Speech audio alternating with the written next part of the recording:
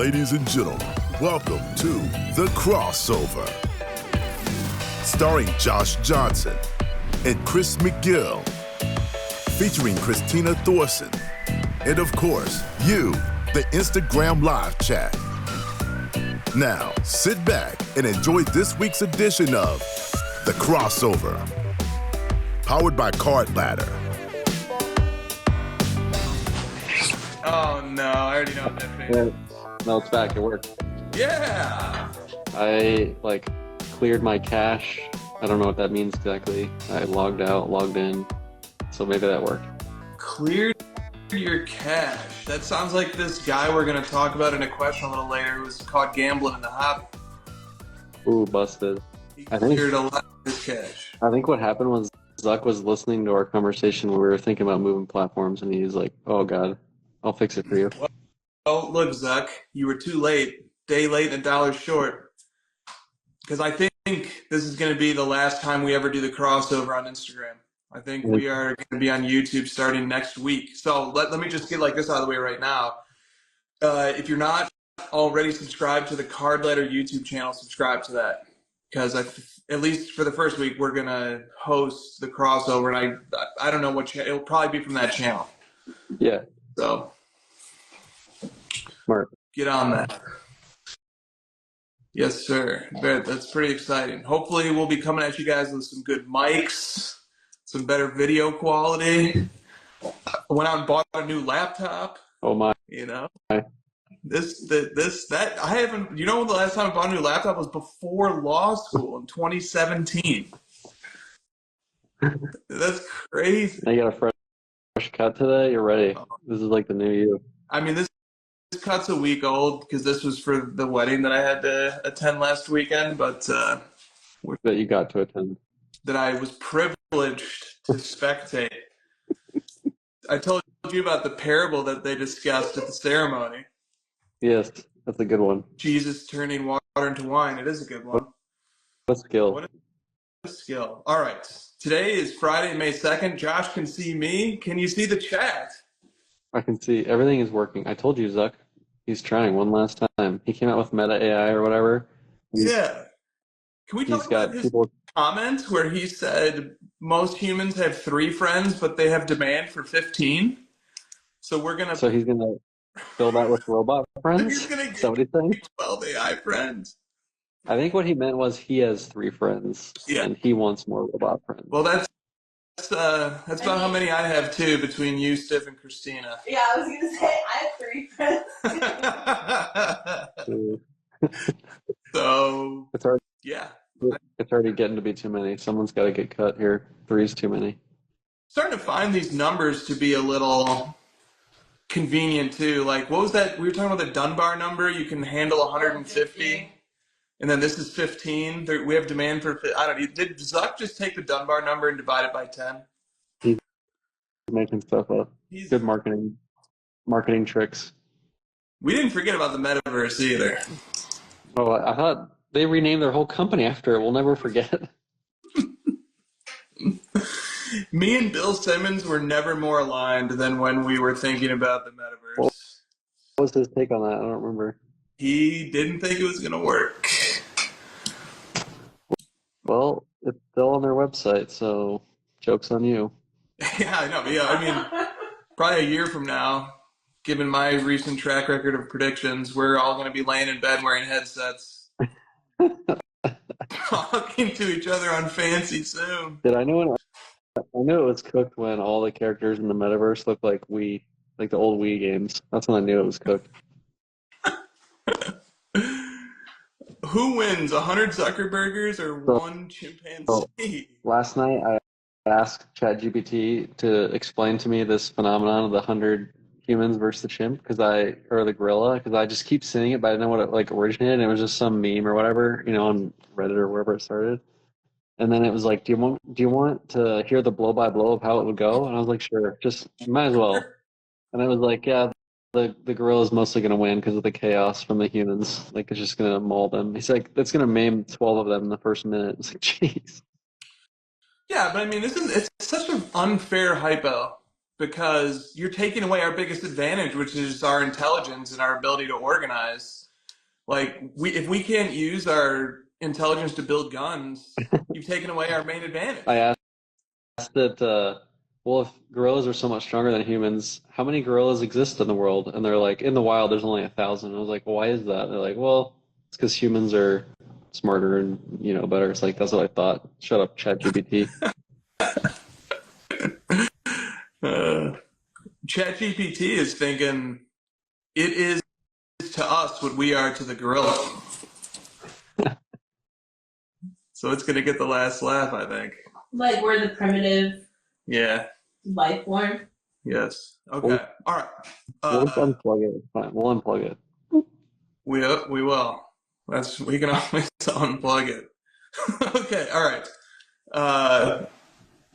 Let's get to the title. We are the primitive life form.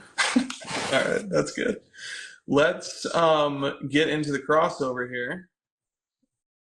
The final Instagram live crossover until we go to YouTube. We always start with mail days. Are there any mail days? No. It's in phase 2 of 7 in the shipping process. All right. So maybe next year. It's great. I'm just gonna, from now on, you can just cut in if we have a card letter announcement, because we haven't had one in a few weeks and I just get bored asking a question. So from now on, we'll just jump in if we have one.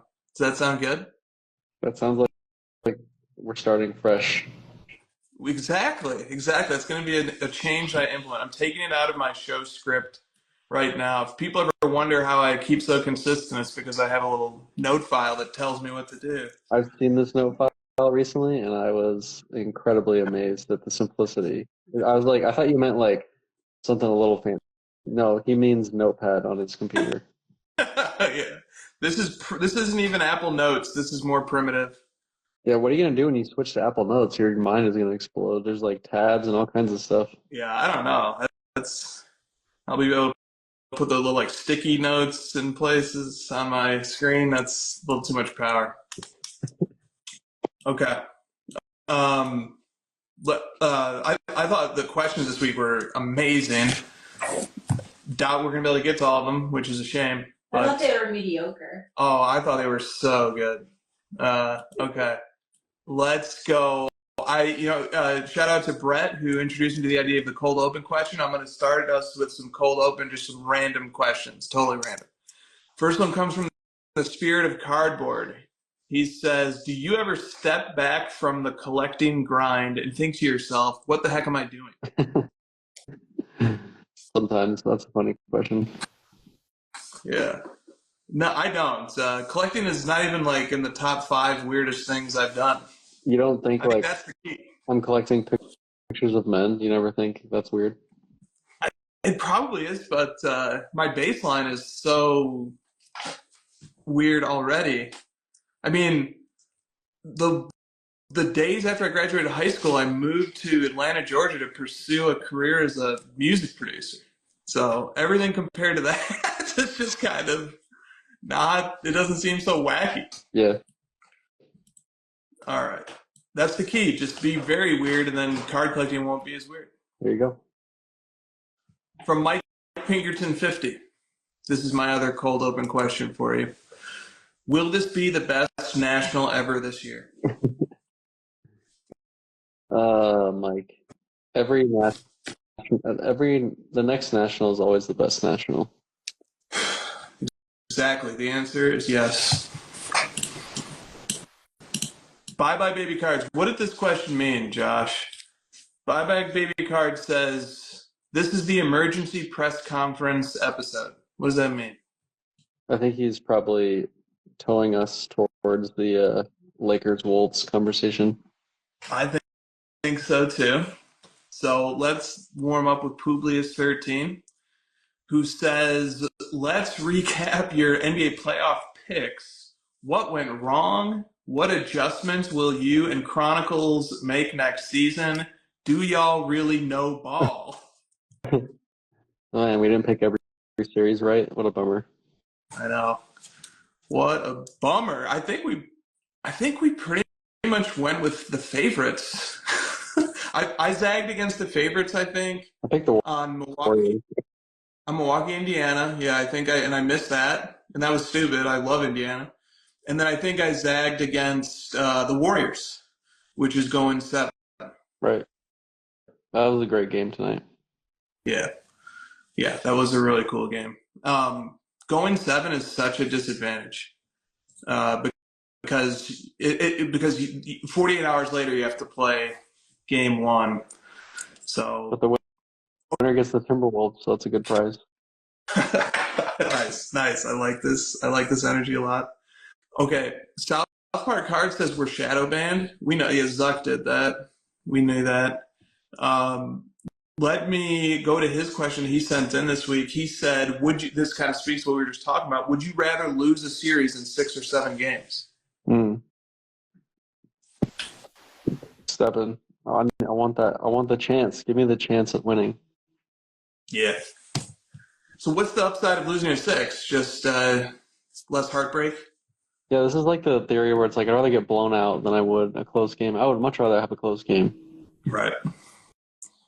Okay. From the Cardfather 13, which second round matchup are you most excited for? I don't know. I hate basketball right now, so none of them. Yeah. Fair. I'm really looking forward to Pacers Cavs. Yeah, that's gonna be a good series. I like the Rockets. That's my new team right now. I liked watching them tonight. They fought hard. I like their team. Yeah. Yep. They've got a really cool team. Fred VanVleet having a nice last few games. Steven Adams is a monster. Yeah. I love the double big lineup. Fuck it, just do it. Yeah. Yep. Like the anti-Lakers, just be really big. Yep. It's they're a really fun team to watch. Did you see the Adams interview where they were like asking him about Draymond and if he goes too far, and they just kept trying to get him to say something salty, and he was like, "No, the refs got it. It's fine. I don't care. The refs will handle it. It's their job." And then every time he got fouled tonight intentionally, he just had a complete blank face. Like, I don't care. This is the rules. I'll do it. I'll make my free throws. I don't care. Who wins first in a staring contest between Steven Adams and Tyrese Halliburton's dad? Dude, Tyrese Halliburton's dad is the absolute goat of staring contests. The goat of shit talking? The goat of memes. Dude, what type of mindset do you have to be in that you walk up to Giannis after he just lost in one of the craziest losses a team can ever have in the playoffs in an elimination game, the game after his co-star got injured with an Achilles, and he just lost in overtime, and you're just looking for somebody to just like stare down, waving your towel or your shirt, and you just settle on Giannis. And he's like 8 feet away. Like, he measured it, and he's like, if Giannis like swung, he couldn't hit me, so I'll stand right here. But Giannis, like, he was like, okay, you're over there, that's fine.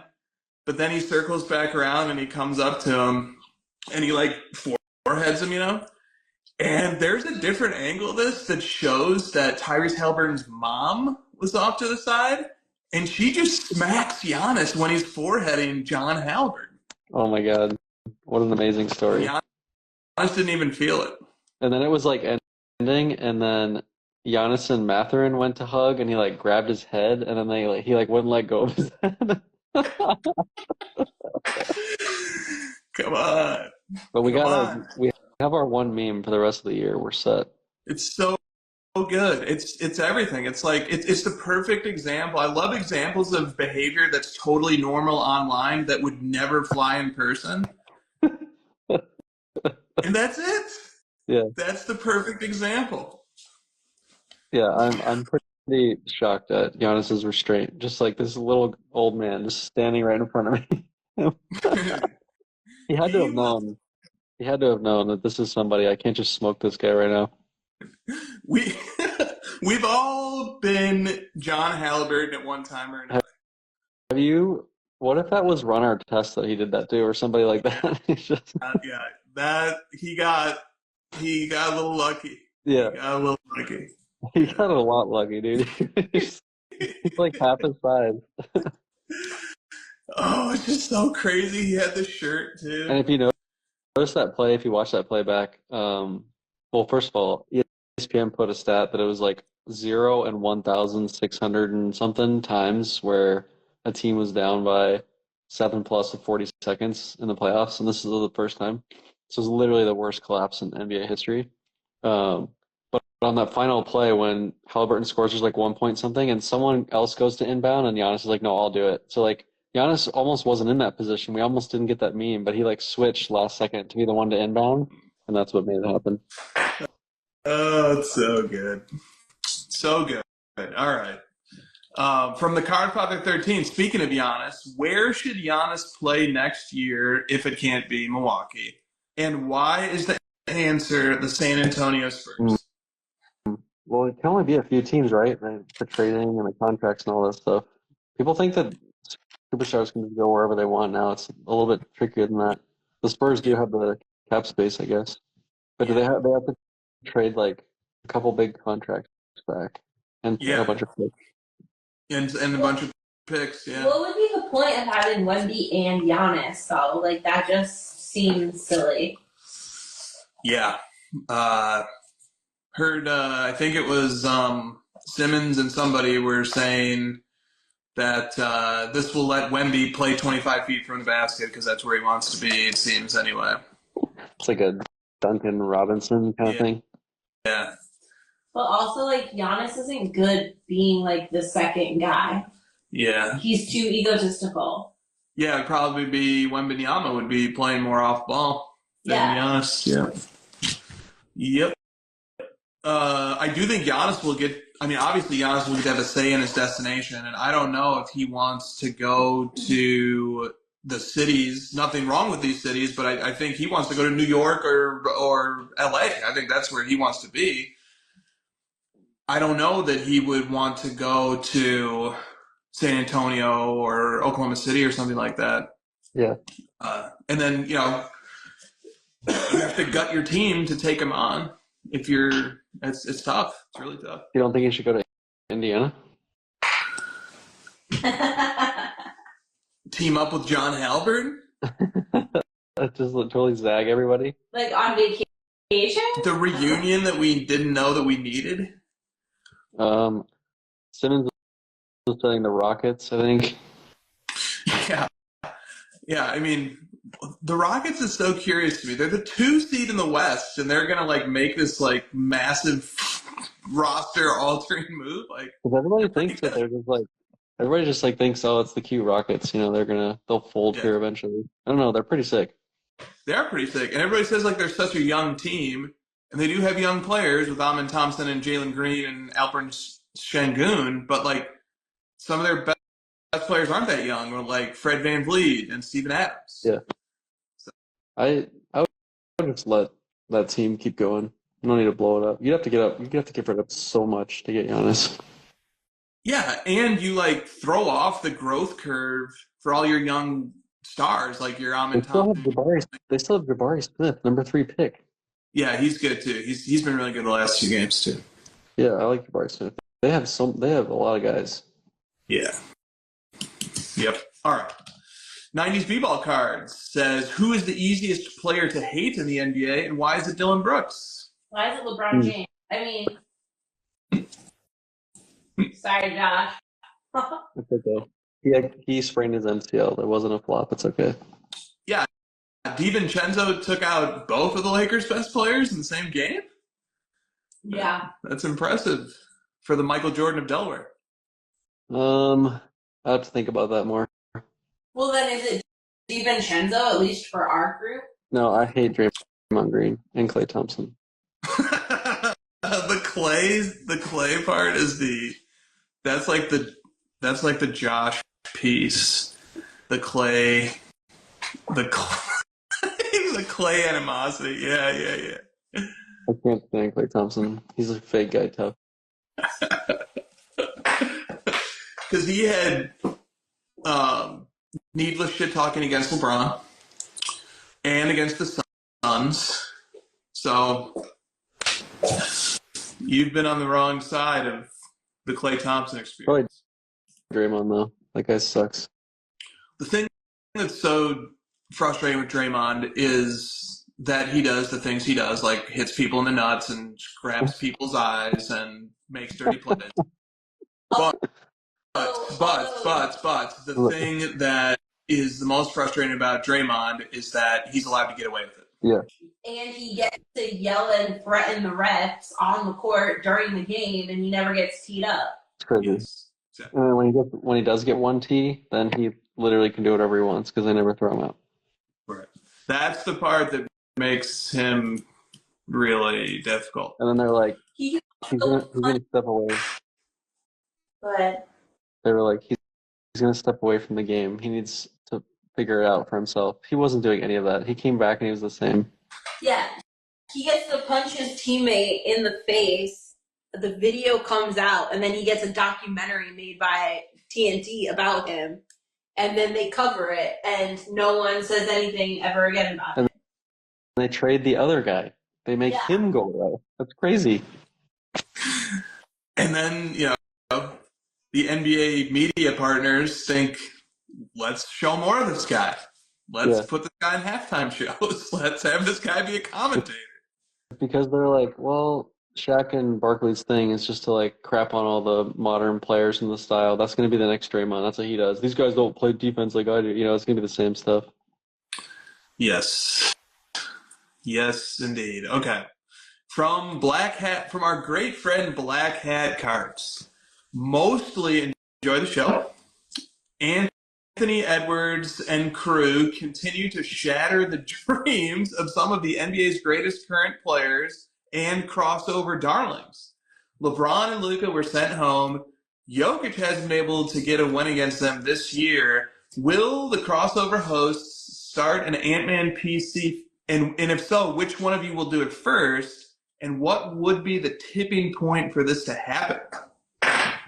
I think he would actually show up in a playoff game. His card prices would have to come down a lot. Yeah. Wasn't he 0 for 11 from 3? Like, why would I collect a player that's 0 and 11 from 3? Well, there are 3 people who have done it in NBA history, and he is one. So,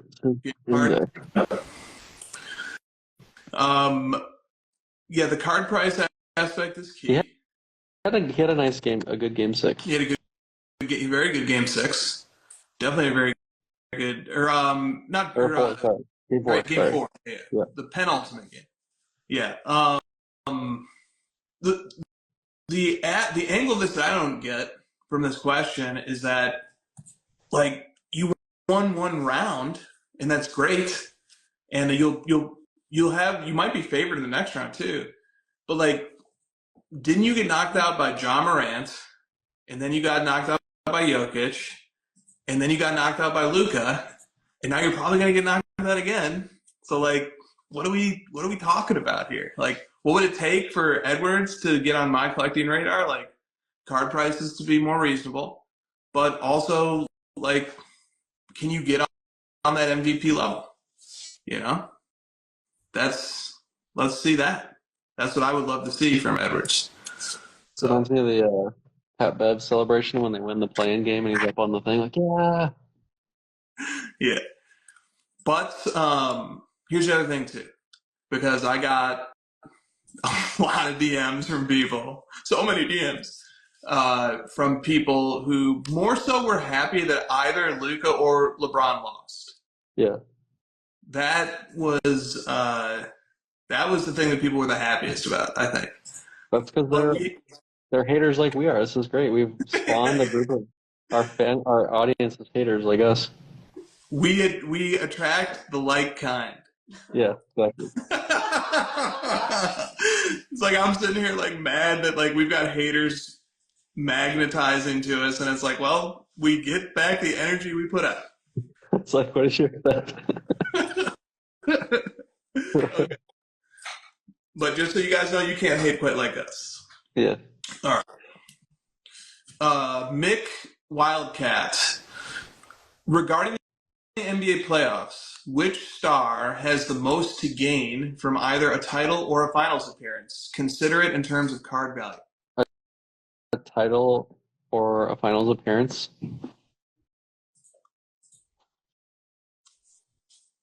The most, Yeah. the most. Right. The biggest delta. So it has to be like a surprise, I think. Yeah. Halliburton? Well, look, I agree. Normally it would have to be, but here's who I would say. I think Shea Gilgeous-Alexander. I think if Shea Gilgeous. So first of all, I don't think I'm breaking any news here, but he's going to win the MVP. It's going to be a pretty close vote, closer than most, but he's going to win. The MVP vote tracker guys tracked almost 50 of the 100 votes. It's like 35-20. Is bullshit. Well, but that's going to happen. If he sweeps MVP and Finals MVP, he already in the metric that I like to think about, the total MVPs thing, he already ties like Kawhi and Dirk Nowitzki and other guys who are sitting at that 2 level. So to me, like, he goes from being like, oh, this guy's pretty good.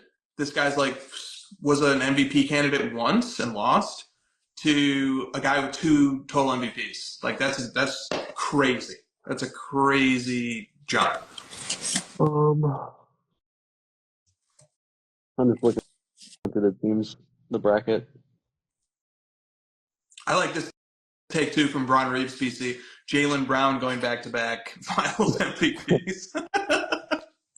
I was thinking Brunson just because there's no way that it happens. So if it did, it would be because he just goes nuclear.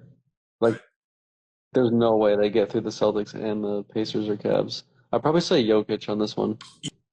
Yeah.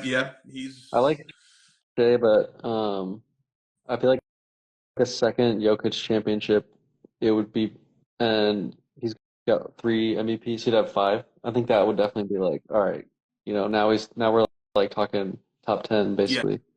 Yeah, that would be a tier jump for him. Right now he's in the Shaq Moses Malone tier, and that would put him up into the Tim Duncan Larry Bird tier. I already think he's better than Shaq, but yeah. Yeah, that would be massive for him. Shaq thinks he's better than Shaq, which is why he shits on him all the time. You just said Shaq thinks he's better than Shaq. Yeah, I get what she's saying. I thought that was fun. Shaq thinks he, as in Jokic, is better than Shaq. Oh, okay, sorry. Gotcha. I think he said that they were on like the same tier. I think he was saying like we're similar, yeah. Yeah. All right. Yeah, but it's just it's like a coping mechanism. Yeah, it's like he's getting cornered on it. Like he has no choice but to admit it. Yeah. Oh, John in the chat says Shaq knows he's better than Shaq too. Yeah, he was on that same wavelength as you. Okay. I think let me go on. I think it hit. I liked it. Yeah, it did hit. It hit so hard that it went over my head. Yeah. We just keep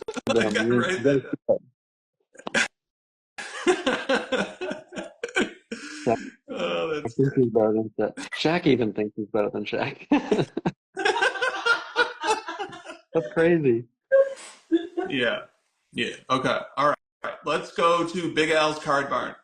Please discuss the toxic side of fans, the hate that players get for no reason. LeBron, Tatum, Brunson, etc. I wouldn't say it's for no reason. Josh? I mean, are we the ones to answer this? This is like our thing. Yeah, that's what I mean. Like, I have plenty of reasons. Would you like me to list them out for you? Yeah, I don't know. I think. All right, I'm just gonna give I'm gonna give a take. Might not be right. Haven't workshopped this. Whatever. Let it fly. I'm already Halliburton's dad, right? I'm in front of you with the sign already. With a towel. Yeah, I think players should be hated on more. No, I think that what LeBron, not LeBron, I mean LeBron obviously too, but what LeBron fans have been put through. I've experienced 1% of it against Luka this year. It's more than 1%. Trust me. Okay, but it's only been a little while. Skip Bayless has been doing this LeBron shtick his whole career is hating LeBron. Okay, the media teaches people how to talk about sports. The media normalizes talking about sports in this way. Also, I'm a little bit older now. I'm in my late 30s, and I also feel weird talking about young men who are in their 20s. Like, these people are way younger than me. It's very awkward, sort of like being like hypercritical or like using them as these like chess pieces in arguments. Right. I just can't believe what, not just LeBron, because LeBron has hundreds of millions of dollars and all the fame and all the success and all the athletic skill and the intelligence, all the things that he's been blessed with. He gets to have that in his life. LeBron fans having to endure the abuse. Okay, It's not abuse, man. This is what you've grown to learn. It makes it more fun. Yeah. Yes. Yes. Well, I get bombarded. I'm like the anti-Skip Bayless or something, where it's like people bombard me with these anti-Luka takes all the time, and like they just fucking bombard me with them. And I love it. I do love it. I love the banter of it. Like, I will sit there, especially if I'm like fired up after a game. I'll go back and forth with you for an hour. You put those blue dots. Those blue dots are not blue. No, that's true. The blue dots get clicked, but I just think it's actually, I think like it actually might be insane the way that the media talks about sports and athletes. Yeah. Yeah. I mean, they're in this like super hyper competitive gladiator like structure. So it's just very conducive to this type of discussion and banter. And all of it, at least from my perspective, is from the point of view of the play on the court. I'm not interested in like talking about stuff outside of that for the most part. So as long as you like keep the discussion around like what's happening on the court, I think it's fair game. Yeah, I agree. I like to keep it on the court too. All right, let me put it this way, okay? Like I've sort of like crystallized the idea. I have like an example that can kind of make my point. So like I know for a fact that it's like statistically true that we're just going to go with Luka for a second, that he's one of the three greatest points per game scorers in NBA history, career, and one of the two greatest in playoffs. He's like top 5 in career box plus minus, regular season and playoffs. Like, this guy is one of the great talents of all time. And I get like people just like hitting me with like, he's fat, he doesn't play defense. Look at this Kendrick Perkins ESPN clip. Look at this, Zach Lowe quote. Like, just sending me this stuff, just like, he's fat, get in shape, blah blah. And I'm like, you guys are like sending me these clips, and like I'm giving you stats that verify this guy's one of the greatest basketball players ever walked the face of the earth. And what I'm doing, the battle that I'm fighting, like, I have 1/1000th of the evidence to rebut these guys that LeBron fans have to rebut all the stupid things that people say about LeBron. So like, if I was like taking up arms for LeBron and people were like saying, he flopped, or, whatever, all the stuff they say about LeBron, and I had in my arsenal the ability to come back and say, he scored the most points in NBA history. He's top 2 or top 3 in career box plus minus and in all the advanced categories. He has 4 regular season MVPs. He has 4 finals MVPs. He went to 10 straight NBA finals. He's won the most playoff games. He has the most playoff points. Like, if I was loaded up with all that stuff, which LeBron fans are, and I was replying to people hating on LeBron with all of that, and then they just came back and were like, yeah, but look at this clip where he like lays on the ground for too long, I would go crazy.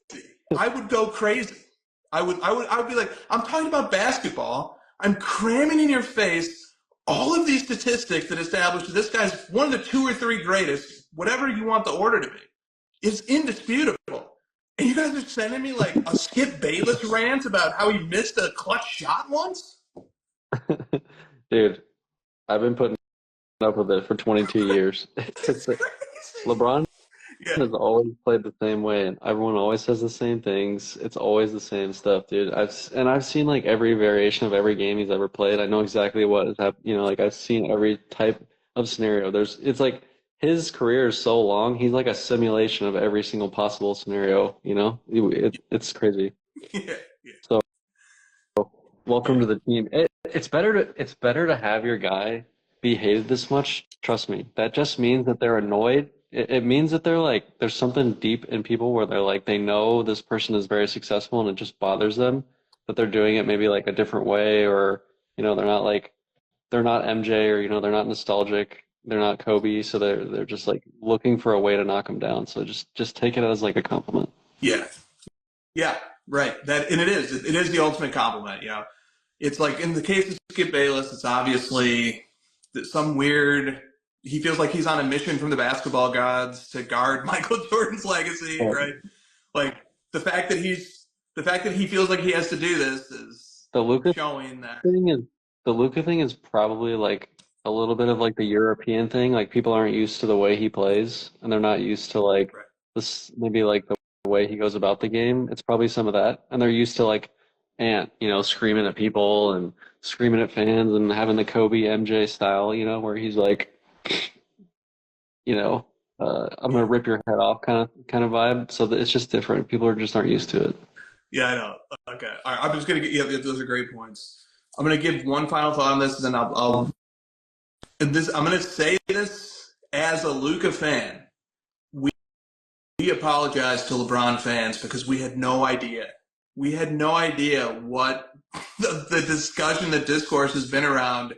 Where like, if you're a Luka fan, you have gone into discussions with people over the last year or two, and you've tried to like show them statistics and facts and evidence that this guy's really good, and like we have a modicum of the evidence in our corner that a guy like LeBron has in his, and you know, and the fact that they still do it to LeBron, and plus like being a Luka fan and rooting for LeBron's team for a period of time, you know, definitely has endeared me to him further. But you don't really know what it's like until you have walked a mile in those shoes. Yeah. And I don't even think as Luka fans we've walked a mile in the LeBron fan shoes. But Just think it's about crazy. It's unbelievable. think about this though. LeBron's 40 and Luka's 26, right? He's got obviously a long way to go. You got a lot more of this to endure, so you might as well just like accept that it's going to keep happening, and then just like make it almost like makes your fandom of that player even better when they do get over the hump or whatever something that they prove them wrong or whatever. Just it ends up making it better. So it doesn't even matter. Who cares? True. Christina South wants to know if you've given any opinions on Maxi Kleber's very brief playoff appearance. You know what? I'm really pissed. JJ Redick only played him for just under 5 minutes, but he was making impact on the court, and he was the only one who was shutting down Gobert. So if JJ, who everyone wanted to be like, oh, you put in this guy who hasn't played because of an injury since January, meanwhile you sat the people who've played for you all year, like, get your fucking facts right, Charles Barkley, because Maxi Kleber was on the fucking Mavs with JJ Redick. So in a high, intense moment where like the coach is trying to rely on guys that he knows, he's going to go with the guy he played with, who played in high-stakes moments as a teammate, and he trusts. And I was very upset that he took him out after, I think it was 450 total minutes. Not even 5. It wasn't even 5. It wasn't even 5 fucking minutes, and he was the only one who was shutting down Gobert. Yeah. The first thing he did as soon as he came in the game was just like elbowed Gobert right in the face. Yeah, he put him in place. He was like, fuck you, Mr. Frenchman. The Germany. whole game. Oh. That whole game, the strategy was like, okay, the Wolves are clearly like destroying them on the glass. They're missing shots. Redick refused to adjust to the strategy of the layout of the game. You have to adjust and bring in a center and try to counter it. He just like doubled down on his weird playing 5.5 players. It was so strange. Like there was that one that I texted you, and it was like they're getting crushed, and they subbed out Luka or LeBron, and they brought in Gabe Vincent. It's like, dude, how is this going to help you right now? Bring in Jackson Hayes. How is it not? Like I know Hayes isn't playing well, but at least he can get a damn rebound. Like how is Vincent going to help this situation? Yeah.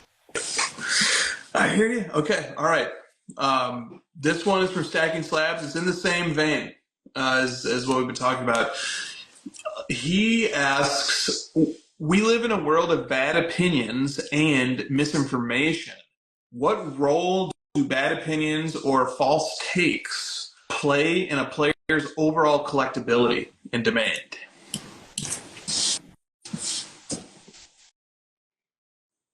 I don't know. It worked out for LeBron. Yeah. Well, what worked out for LeBron too is like 8 total MVPs. Yeah, I'm not. I can't like think of a better example as why I said that. I'm just panicking. I can't think of like a better example of it working out.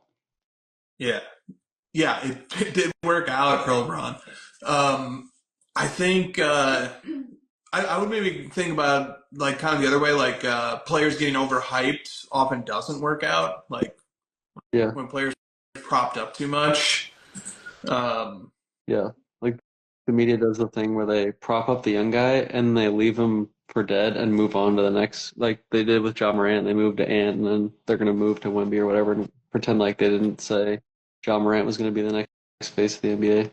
Yeah, exactly. Like John Morant is perfect. Like they were, you know, first taking it. Like, would you rather have John Morant or Luka Doncic, or would you rather have John Morant or Steph Curry? And all the panelists are like John Morant.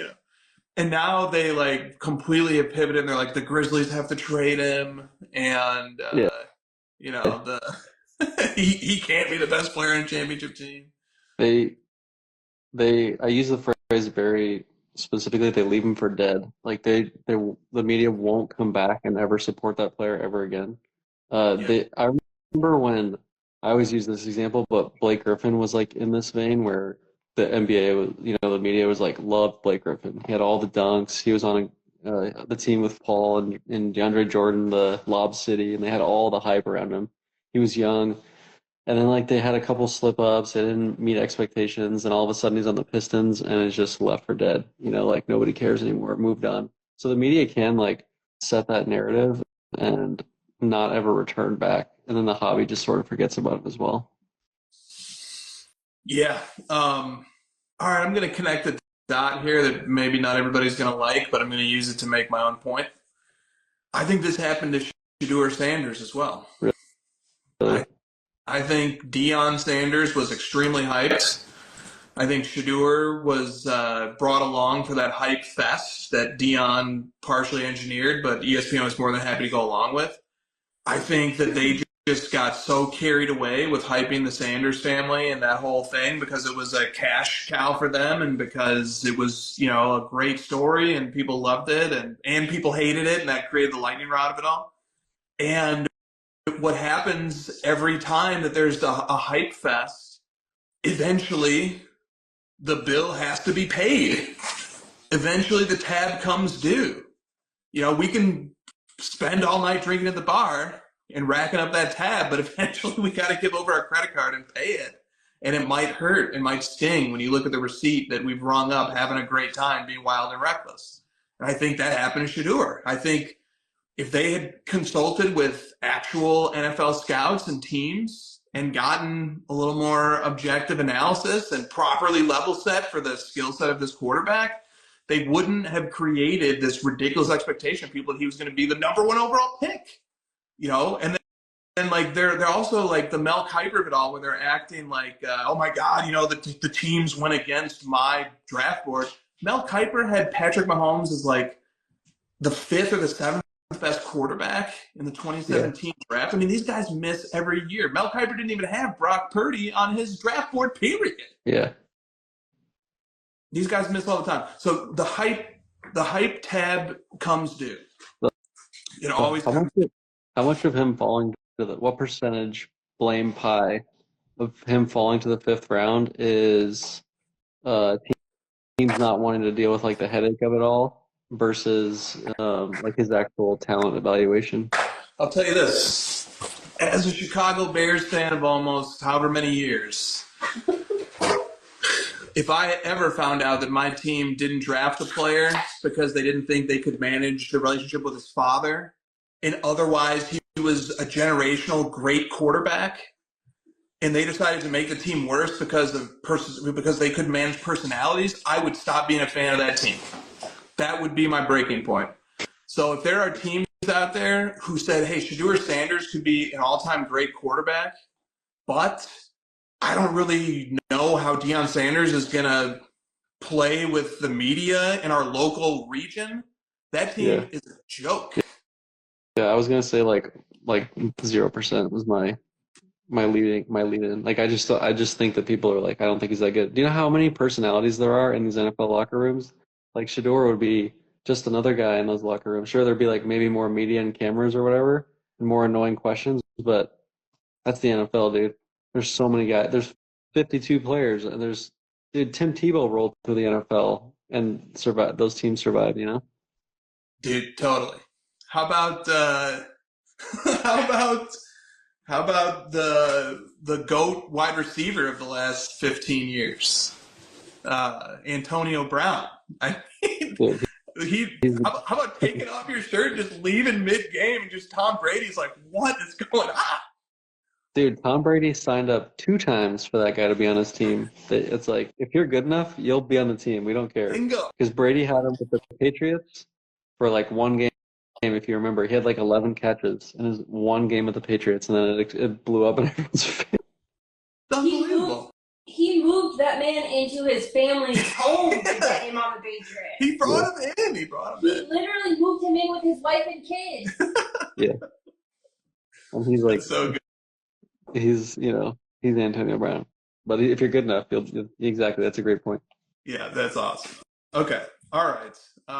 Dude, Fedor has a noodle arm. He's short. He can't run. That's the problem.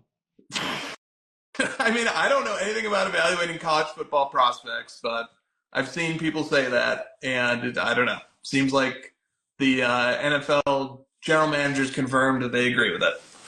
The best is that he built his own like studio in his basement of all the draft stuff, like the legendary room and all this crap. Looks so stupid.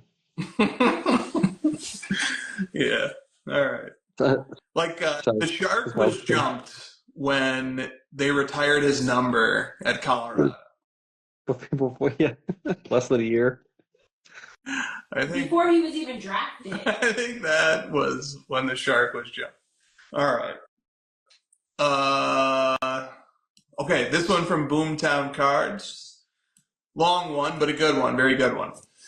On a recent episode of The Crossover, you mentioned a perceived Boston bias in the mainstream media, especially in how the Celtics are covered. But as someone who follows the hobby closely, I wonder if the opposite is true in the hobby. Is there actually an anti-Boston bias among hobby content creators that's created headwinds for a superstar like Jason Tatum, arguably the face of the league, in gaining the traction he deserves? Take you guys, for example, consistently high on players like LeBron and Luka, even though their teams have repeatedly come up short against the Celtics, or even the great Brett from Stacking Slabs, a known Pacers fan whose team Tatum eliminated last season. These are not isolated examples. Could this bias be quietly influencing how Tatum is discussed and valued in the hobby?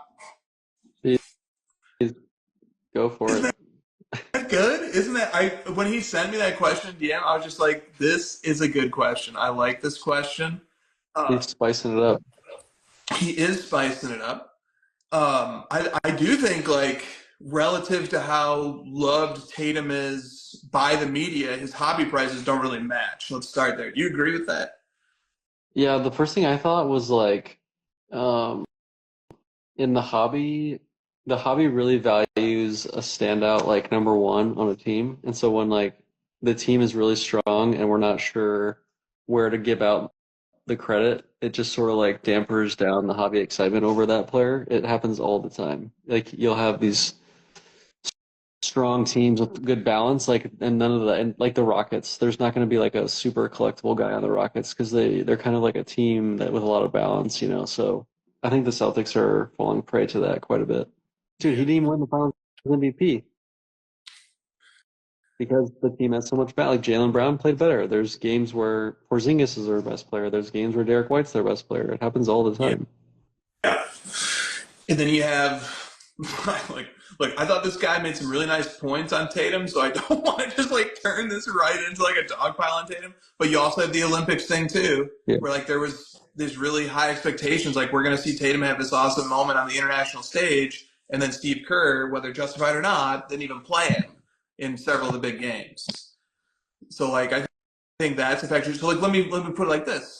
Let's say the Celtics go on and win the Finals MVP and Tatum wins Finals MVP this year definitively, and Jason Tatum wins regular season MVP next year. Both of those things happen within the next however many months. Then what would happen to Jason Tatum's card prices? They would go up.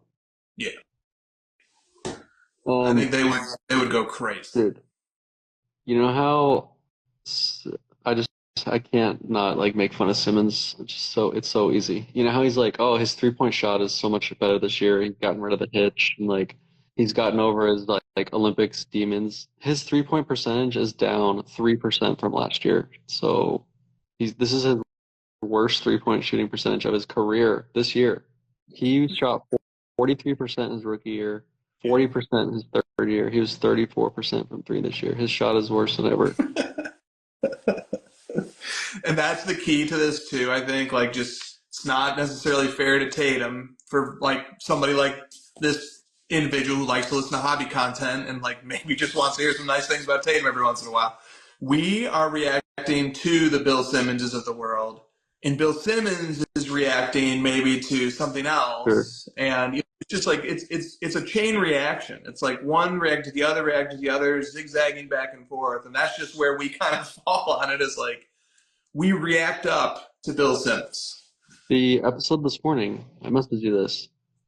Bill Simmons went on this whole thing where he was making fun of LeBron, and he's like, oh, the stupid media, Perkins and all these guys, they're going to talk about LeBron. Is he going to retire? You know, is he going to do the thing where he's like, I'll fake retire if you don't make the trade I want, you know, the GM, like all the jokes. He went on this whole thing about it. And Mahoney like paused and he's like, yeah, it's kind of like what you get at the Ringer with the Celtics. It's like, dude, you do the exact same thing for your team. You fucking interject every single topic about the Celtics, bro. You do this exact same thing. Yeah. It was hilarious. So good. Dude, Rob Jabroni just cooked right He's there. like, oh, well, he like got thrown back. Like, oh, yeah, yeah, you're right. He knows. He can't help it, but he knows. I think him not winning the Finals MVP was really a big part of this, because as a prospective collector, to see like actual evidence that he might not be the best player on the team is tough, and it's tough to like double down and continue going after that and collecting stuff. So. Yeah, and if you love Jason Tatum and you want to buy his cards and you're like really confident in him or just a huge fan or whatever, great. You know, I think it's a good thing that his hobby cachet is not where you think it should be. Like MK Sports Cards love his content, love his posts, and like he maybe for a few years now has been like pushing this idea that Luka's card brand is the most toxic, on and on and on. And it's like, hey, dude, like if this works and like it breaks through and he convinces everybody that Luka's card prices should come down, like nobody should want to own his cards or whatever. Yeah, on the one hand, the cards that I own lose value, but on the other hand, man, I could maybe like actually go back to really like collecting his cards aggressively again and having a lot of fun. So you've just completed being like an adult human man. Nice job. You just figured it out.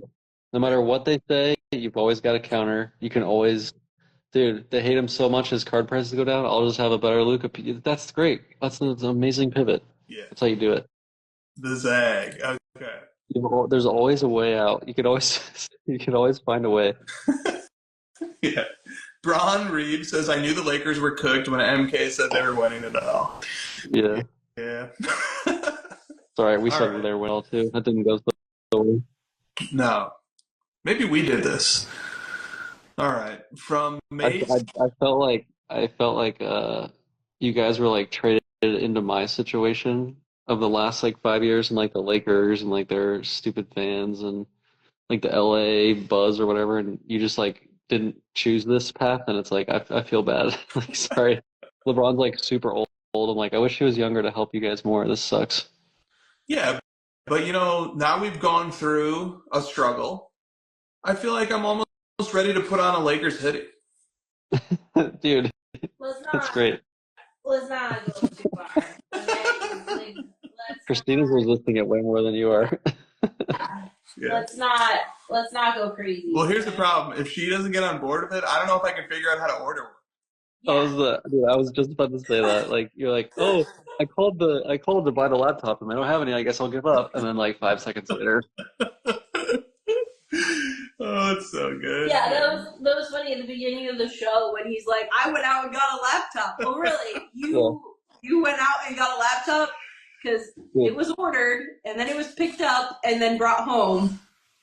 dude, tomorrow he's gonna like wake up, come downstairs. He's gonna be like, so that Lakers hoodie, did you order that yet? 'Cause I said it on the show and I actually can't figure it out. When should I expect that package? No rush. No rush. No, it's not even gonna be that. It's gonna be like a week from now. He's gonna be like, "I can't find my new Lakers hoodie," and I'll be like, "What new Lakers hoodie?" And he'll be like, "The one I dreamed into existence into my closet."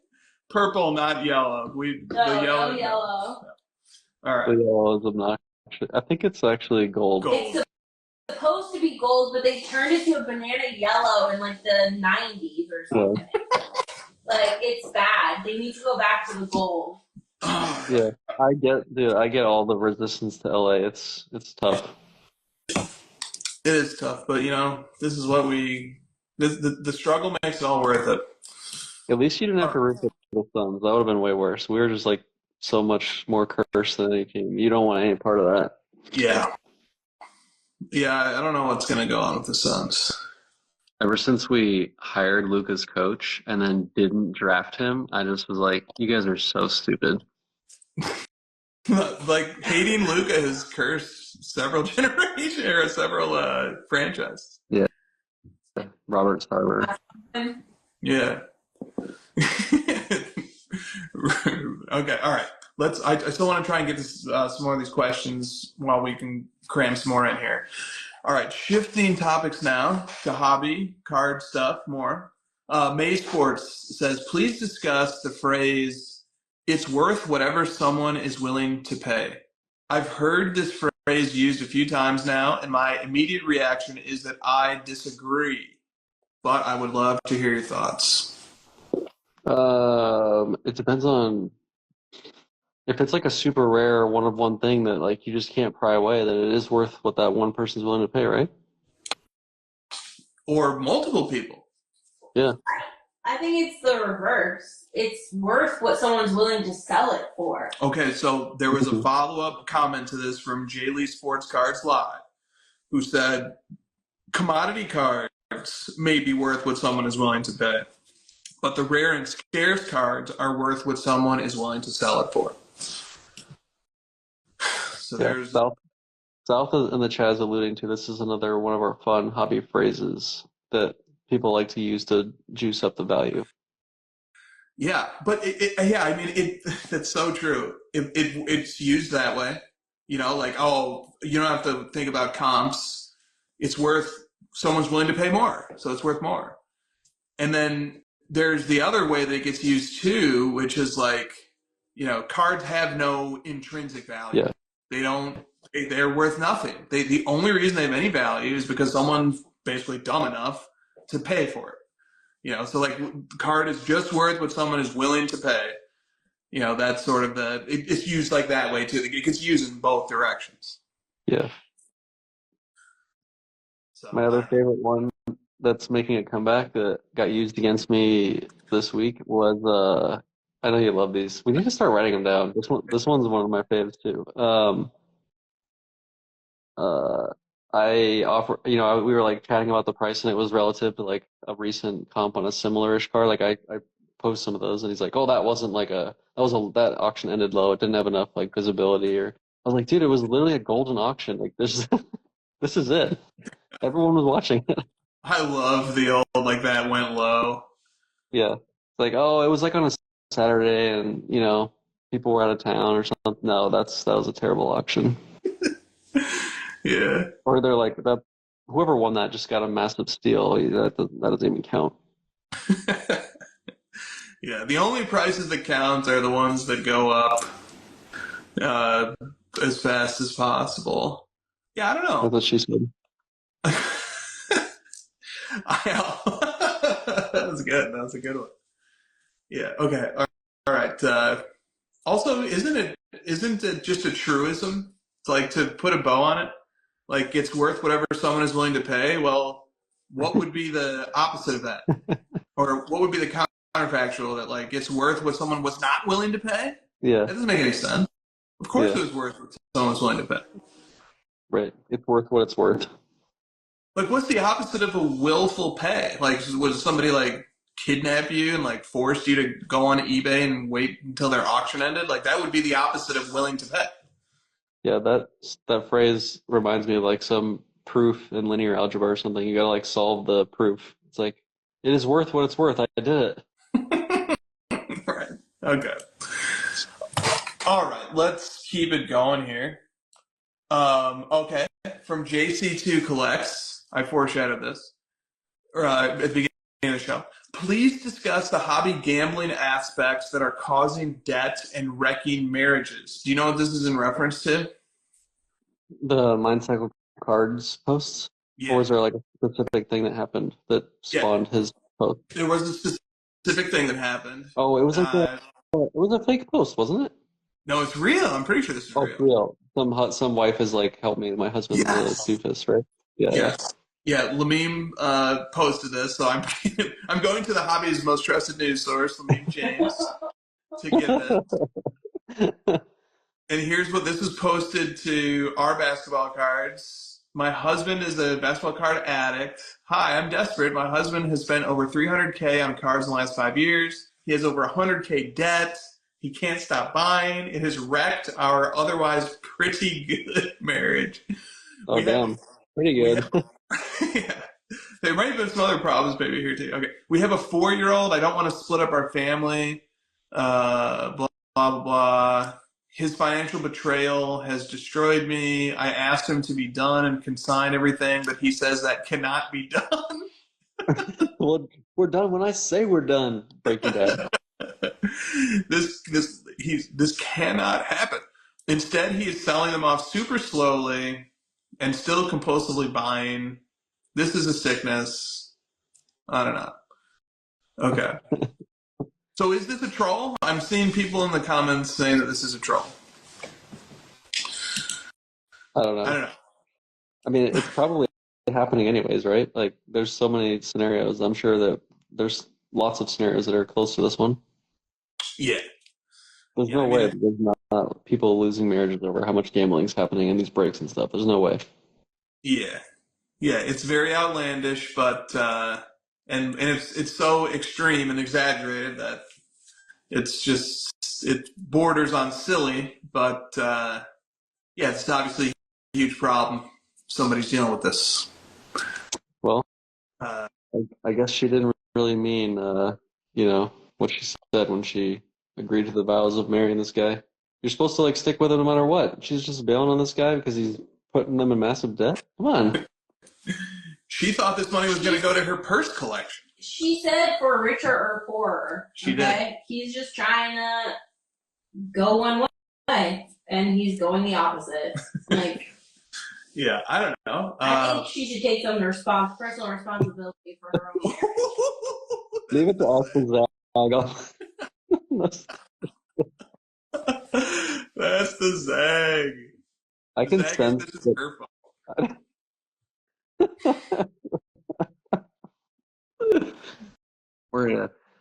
That's really funny. Well, I could sense that she's looking for a way out anyways, because she's like our otherwise pretty happy marriage. Come on. Great spot. Great find. As soon as I read that sentence, like I saw the wheels the mouse wheel spinning in your head, the hamster wheel, and yeah, I don't know. Does the hobby make the man gamble, or is it the man that gambles? I love this. This is like a philosophy type of situation we're in right now, right? Who's the author? Who's the author that you go to for this? Little known guy, ultra modern philosopher named I was gonna ChatGPT. say, I'd be like, ChatGPT, give me some excerpts of old philosophy books. Help me out with this one. Whose fault is it? Right, Because I right. am leaning towards one of my favorite phrases lately, which is, I am not in the business of telling other people what to do.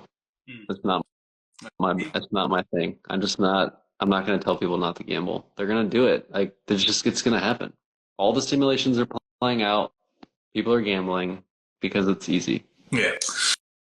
And this has been a topic of much fascination, hobby contents that I've sort of seen. Like, there's episodes being made about it on podcasts and stuff.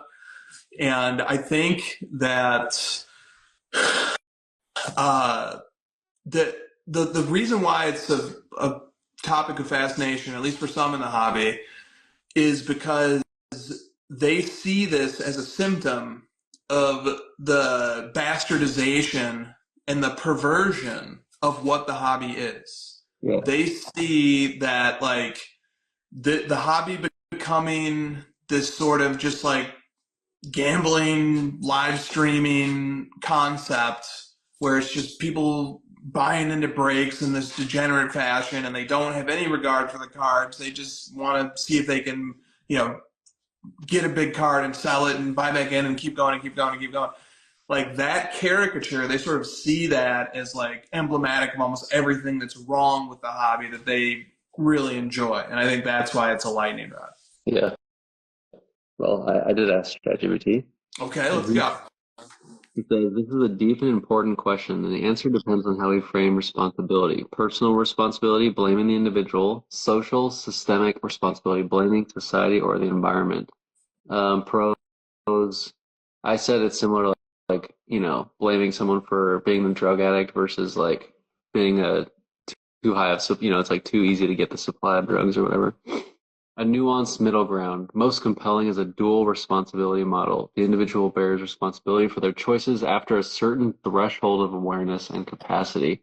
Society bears responsibility for creating or allowing predatory systems that exploit human vulnerabilities, especially in environments with poor education, trauma, or a lack of support. That's pretty good. That's pretty good. So that's a non-answer.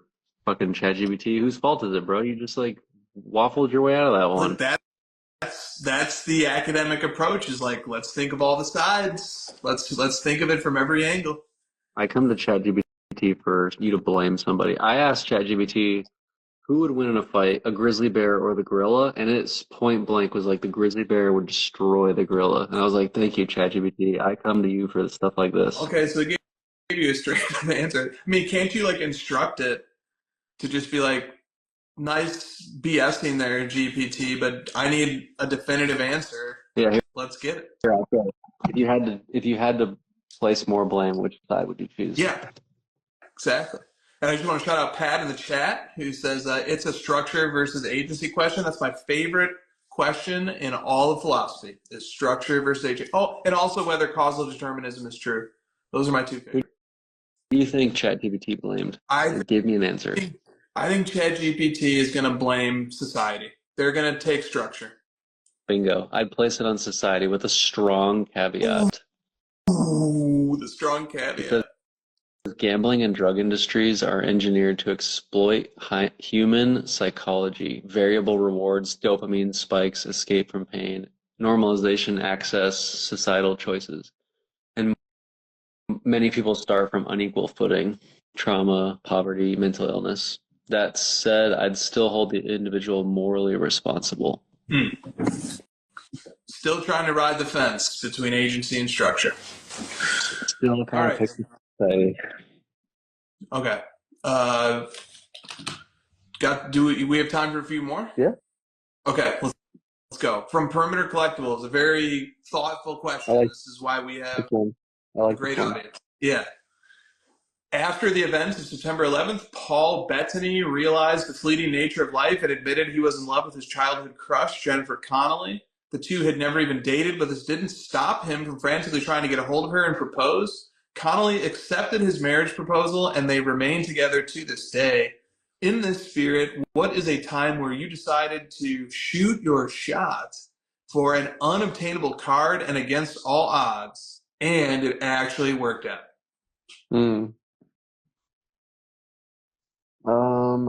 I mean, I guess it's worked out for a lot of the cards we have, right? Like, we kind of had to eventually just be like, you know what?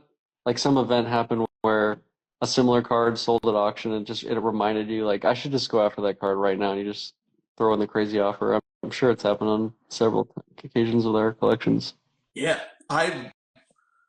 if I'm not in Paul Bettany, Jennifer Connelly shoot your shot mode, I don't even think I'm enjoying the hobby.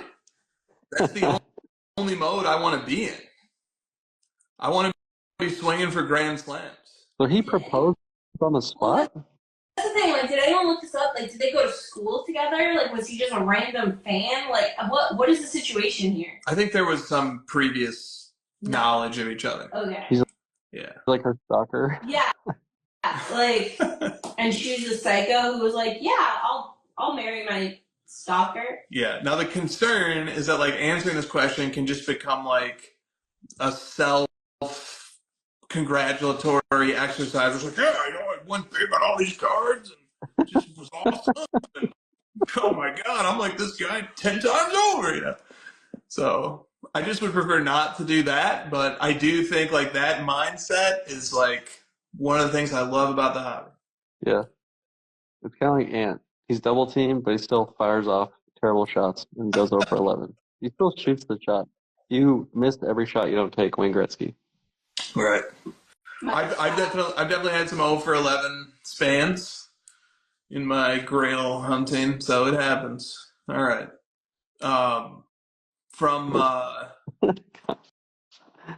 South really wraps up these topics nicely in a bow, doesn't he?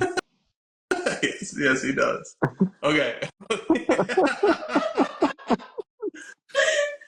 Okay, from JP3 Cards. Wait, hold on. For anyone listening or watching this later, this is why you need to watch live, because you're missing the amazingness that is happening within the chat.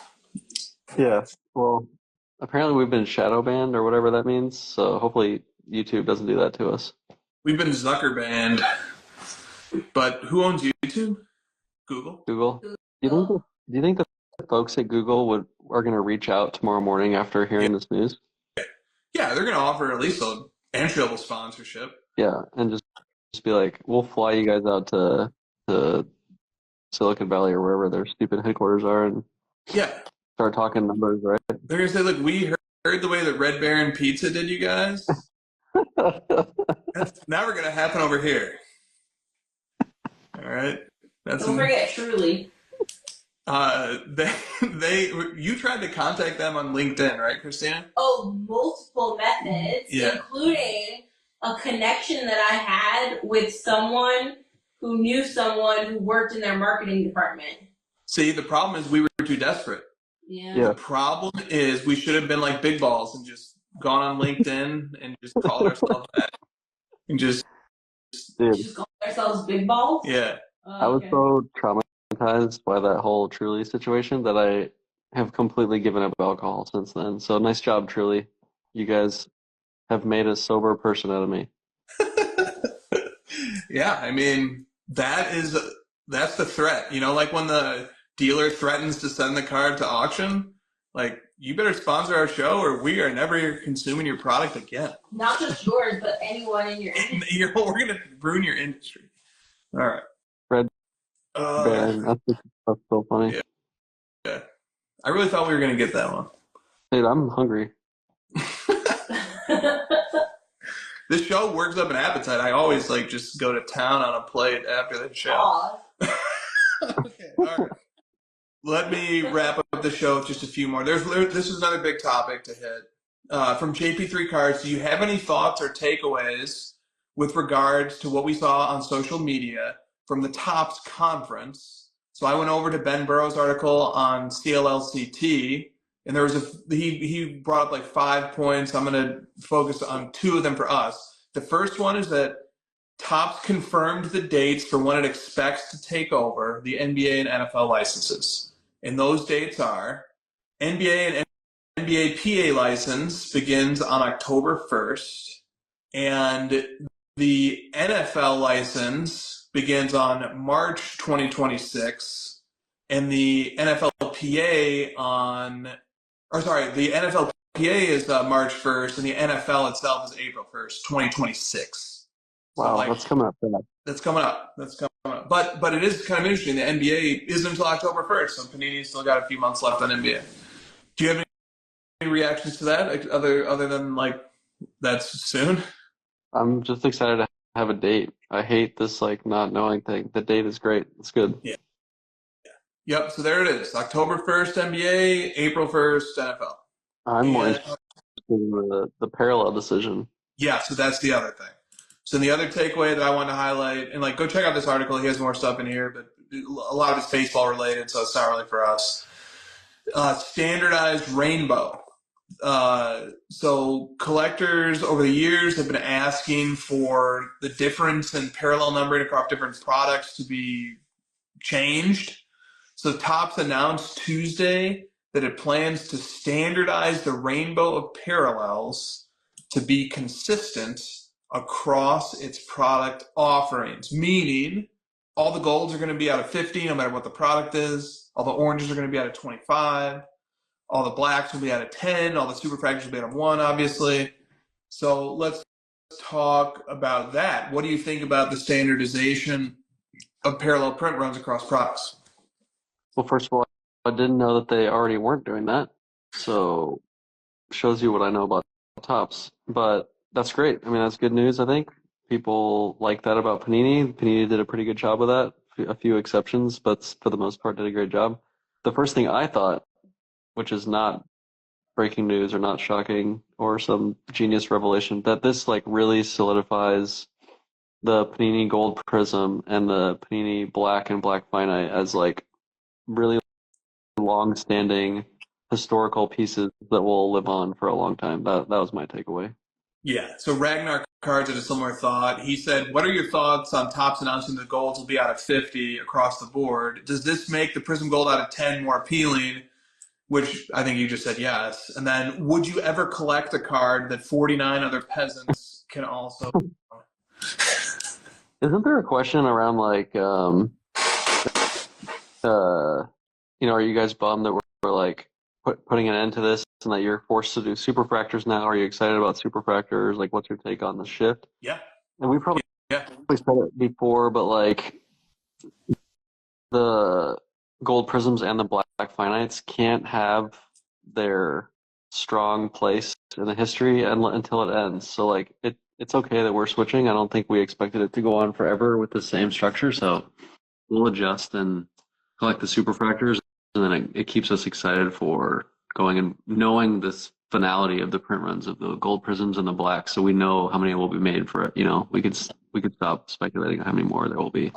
Yeah, exactly. Well, so like, yeah, PLB cards specifically said, how do you feel about superfractors being the one-of-one parallel for chromium products in football and basketball? Yeah, are you going to pursue them? Are you going to want to add those?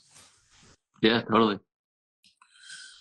Zips Card says, what will the importance be of Topps Chrome's first licensed cards in this new era for basketball and football, specifically for players who don't have any previous ones? For example, gold refractors and superfractors of SGA, of Tatum, of Ant-Man, of Luka, etc. Well, I'm interested to hear what you have to say about this, because you did a lot of research on like select, lineage, and then like Topps, the duration of the lineage. What do you think about the jump? Yeah, I think I'm really concerned that this stuff is going to be Shedeur Sanders hyped. And then it's going to calm down later.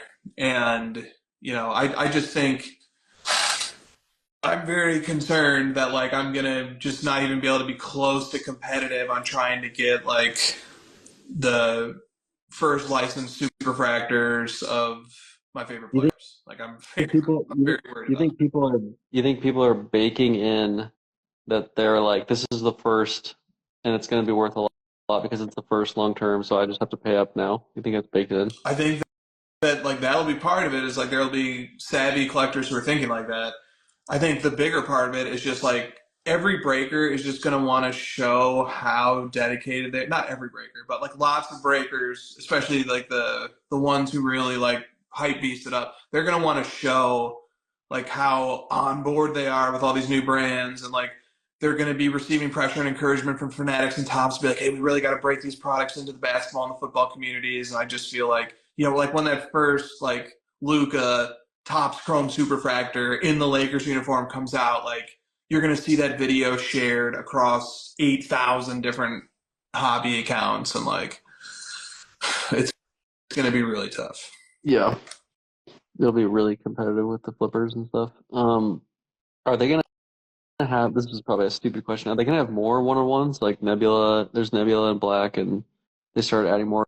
Or do you think that they'll eventually, like they want to keep the consistency, but they did not say anything about like, you know, not adding another one-on-one. I think there was like some frozen one-on-one or something even. Yeah.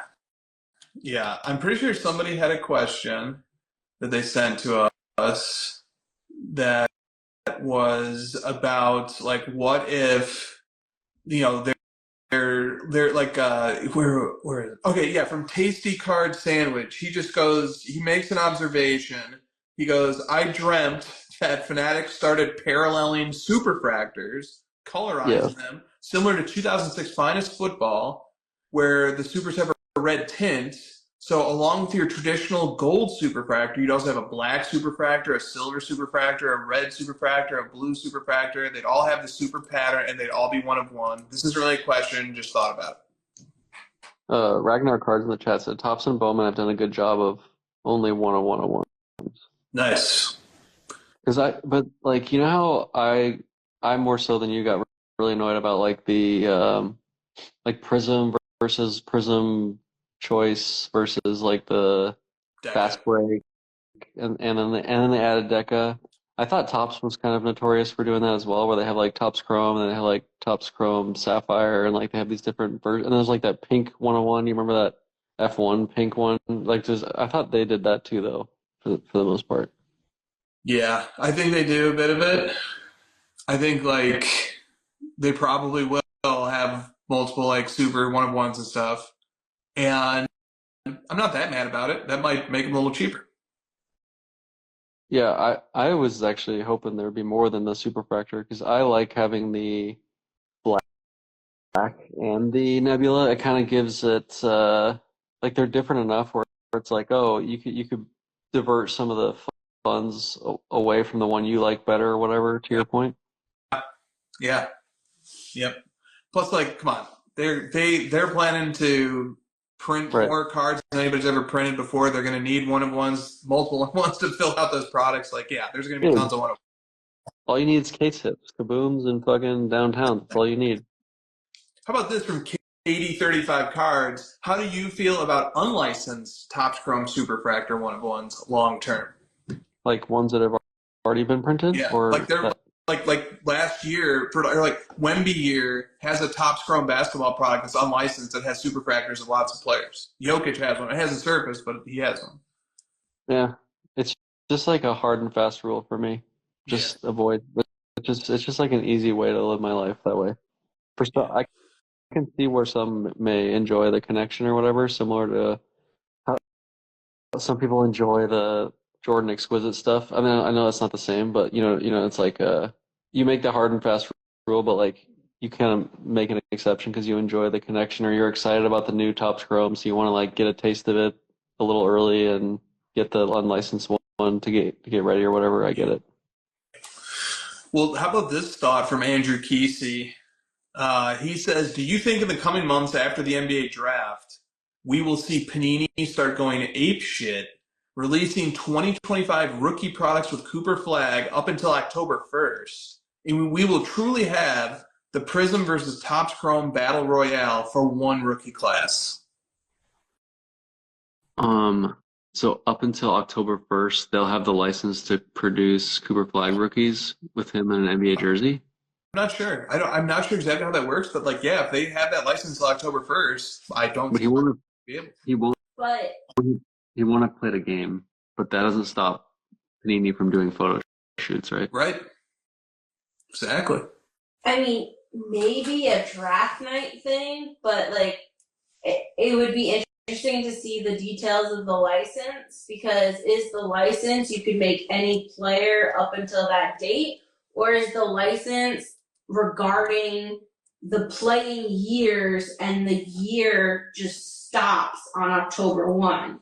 So like Right. you only have the license for 24-25 basketball, but like technically the season stop date is October, whatever it was, 2025.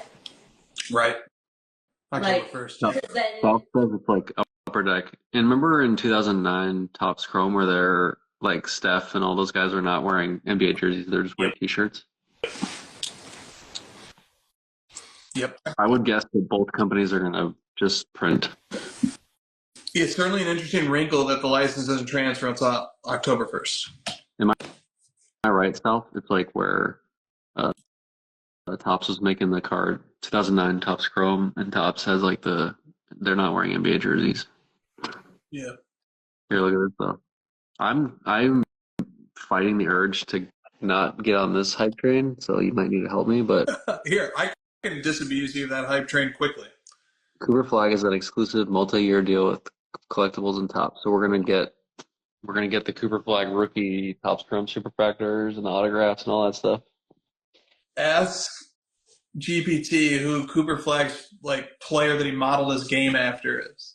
I saw that. Okay. The Duke, Okay. All those right. stupid Dukies. It's his fellow Duke Yeah, those alum. Dukes. Hate 'em. Kyrie. Kyrie. Well, it's better than him playing Larry Bird. I'm so sick of the Larry Bird comps. Yeah. Those are never going to stop, but yeah. I know it's not going to stop. It's just like, be a little more creative. Just try. Dude, I have to say this before we wrap up. After the game, they went to Perk, and like as I was getting on the live, Perk was on TV, and I was like frantically trying to find the remote to turn his fucking stupid ass off my TV. And they're like, "Why did the Rockets win this game?" And he goes, "It's because of their culture and their coaching and like their leadership." It's like, what? They fucking made more shots, Perk. Talk about you. You didn't even watch the game, so how would you know how they won that game? They won the game because of their culture. And then like believe. Yeah. Yeah. Have you ever He's the won an individual basketball game because of your culture? It's because like the vending machine in their home arena fucking spits that Diet Coke out very fast. So Very, their culture was bad in game 3? Yeah. Right. The culture shifted dramatically from game 3 to game 6. Like It the just culture like completely changed. it honestly felt like he just woke up from a nap and they're like, get on live TV and just say something. Yeah. I wish if it turns out that that there's no nefarious intent, that he's just winging it, that's a better outcome than what I think is really going on. I think he's like diabolical. I think he agenda pushes like crazy. I think he is up to no good. I don't think that these guys watch these games. No. Nope, I don't think so. Okay, there were a lot of good questions we didn't get to, but like it's already been 90 minutes. I just want to say thank you to people for, I mean, there's another show's worth of questions we didn't get to. So, great questions this week. Really made up for the questions from the previous weeks, which were terrible. And it really energized me to get into the show today. So YouTube, I've seen Jeremy Lee's show on live a bunch of times. It's going to be like that, right? Where it's like live and there'll be questions on the right. Yeah. Like, Yes. Yep. Yes, indeed. We'll see you guys over on YouTube next what's time. the title? What are you doing? Oh, yeah. Well, I only wrote down 3 titles. Good, that'll make it easy. Yeah, this will make it fast. Title 1, We are primitive. Life forms. We are primitive life forms. True. Number 2. Thinks we're better than Final. gorillas. Yeah. Number 2 is the final Instagram crossover before YouTube. Oh, that if you put that in the caption, I mean, you should, but like, it might freak people out. People might get confused. And then number 3, Shaq thinks he's better than Shaq. That's so good. Yeah, that's the one. Yeah. That's the one. So, are you still gonna post from Instagram and take questions from Instagram? Yeah. Don't you think Zuck will like block it if you put in the thing like "see you guys on YouTube"? Yeah. Oh, yeah. He's going to throttle everything. He's just going to down throttle. Yeah. Tell him to throw. He's going to suggest to all of our audience that they should replace us with AI friends. Is there anyone in this chat that would lose out on something by moving into YouTube? I don't think so, right? I don't think so. I think there are some people who just like click in because they're on Instagram and like. But you can watch on your phone on YouTube. Yeah. And there's a way to double broadcast because Jay Lee does it. Yeah, he does. Yeah, but let's not expect me to be any more than the bare minimum of sophistication with this. Do you think that you're the one who's going to set up the broadcast next week? Good. See, this is good. Lakers hoodie and a simulcast. So what's the official title? Shaq thinks he's better than Shaq. Yep. That's good. That is good. That's perfect. Is this the Jordan Wizards era of the crossover? This is it. Good. This was us trying to retire, and then you guys like dragged us back. That's good. That would be funny if we're like back on Instagram in a month. Yeah. Seems like some people would rather do YouTube in the chat. Yeah, I think so. I think like there's just way more people on YouTube too. It's gonna be a new chat. Dude, the number one thing I get messaged about from this show is that my audio quality sucks. So Yeah. I think they'll be happy about that. Oh yeah. Yes, indeed. All right, that's gonna do it. See you guys on YouTube. CY Card Ladder is the most respected sports card analytics app on the market. We have virtually every card in our system. If the card you are looking for ever sold on one of these platforms, you can find it using Card Ladder's sales history. Easily find recent comps and get a better estimate what your cards are worth. CY Card Ladder is the most trusted and the most reliable sports card analytics app on the market. We know what you want because Card Ladder was created by collectors for collectors. Join the innovators, not the imitators. Card Ladder, constantly innovating.